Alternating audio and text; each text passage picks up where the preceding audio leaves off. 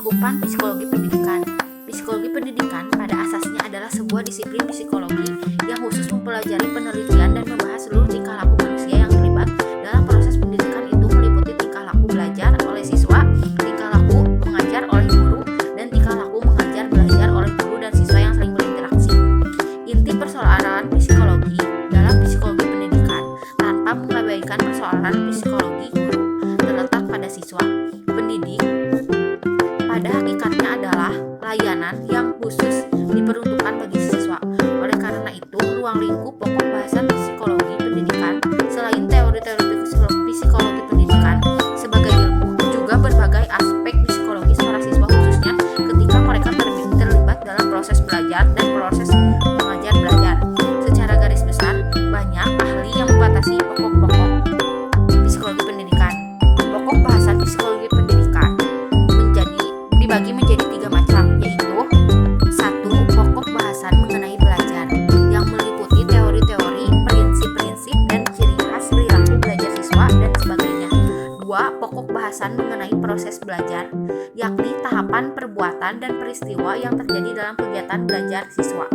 3. Pokok bahasan mengenai situasi belajar, yakni suasana dan keadaan lingkungan baik bersifat fisik maupun non-fisik yang berhubungan dengan kegiatan belajar siswa. Sementara itu, Samuel Smith sebagaimana yang dikutip Surya Brata 1984 menetapkan 16 topik bahasan psikologi pendidikan.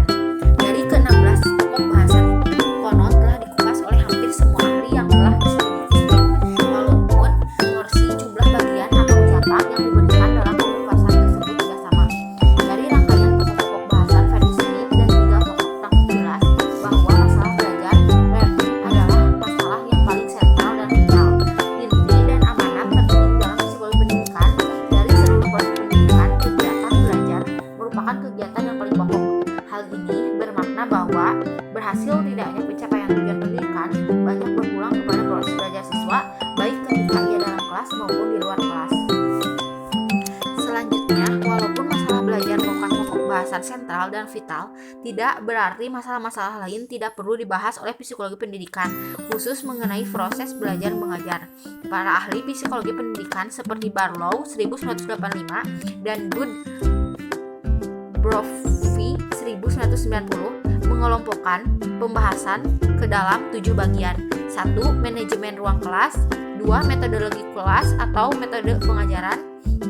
Motivasi siswa peserta didik. 4. Pengenanganan siswa yang berkemampuan luar biasa. 5. Penanganan siswa berperilaku menyimpang. 6. Pengukuhan kinerja akademik siswa. 7. Pendayagunaan umpan balik dan penindaklanjutan. Barang siapa yang hendak menginginkan dunia, maka hendaklah ia menguasai ilmu. Barang siapa yang menginginkan akhirat, hendaklah ia menguasai ilmu. Dan barang siapa yang menginginkan keduanya, dunia dan akhirat, hendaklah ia menguasai ilmu. Hadis riwayat Ahmad. Sekian yang dapat saya sampaikan. Mohon maaf apabila banyak kekurangan dan kesalahan, karena kesempurnaan hanya milik Allah. Terima kasih. Wassalamualaikum warahmatullahi wabarakatuh.